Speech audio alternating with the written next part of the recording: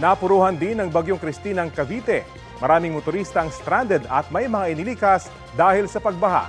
Balita hatid ni Jomar Presto. Nabalot ng dilim ang bahaging ito ng Tirona Highway sa Kawit, Cavite.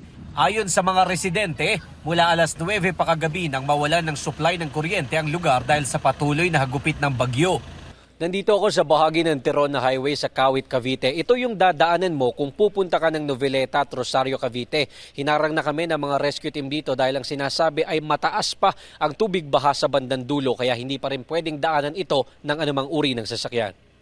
Ang motorcycle rider na si Jeffrey, alas 11 pa kagabi nang ma-stranded sa lugar. Galing pa raw siya ng Maynila at pauwi sana ng Rosario.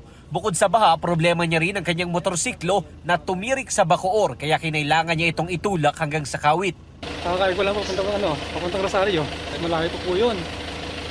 Ano po yun, bali nabileta po tapos po Rosario po sunod. Ang ilang sasakyan naman ipinarada muna sa mataas na bahagi ng tulay na ito para hindi abutin ng baha. Ang mga residente namang ito, mahigit 20 minuto raw lumusong sa baha para makabalik ng kaingin. Galing pa po kami Panamitan, sir. Baha? Yes po, sir. Napakaba mo, sir. Gagento na po. Kasi bewang po. Napalas po yung agos po, sir. Paglakad nyo po doon, talagang napakahirap po maglakad. Ang residente namang si Emma makikitulog muna sa kakilala dahil inabot na raw ng baha ang kanilang bahay. Gaano kalalim yung baha doon? Ano po, hanggang tiyan ko po, tapos malakas yung current. Dito po kami tutuloy kasi medyo mataas na po yung sa amin eh. Opo, lahat po inabot na. Ayon sa Cavite Provincial Disaster Risk Reduction and Management Office, umabot na sa mahigit 1,500 pamilya ang inilikas mula sa buong lalawigan dahil sa bagyo. Pinakamarami raw dito ay mula sa Cavite City na aabot sa mahigit 500 pamilya at sa Ternate na aabot sa mahigit 300 pamilya.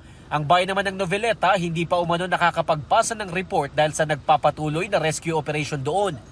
Patuloy naman daw na inaalam ng Cavite PDRRMO kung ano-anong mga lugar ang wala pang supply ng tubig at kuryente hanggang sa ngayon, gayon din ang mga lugar na matataas pa ang tubig baha.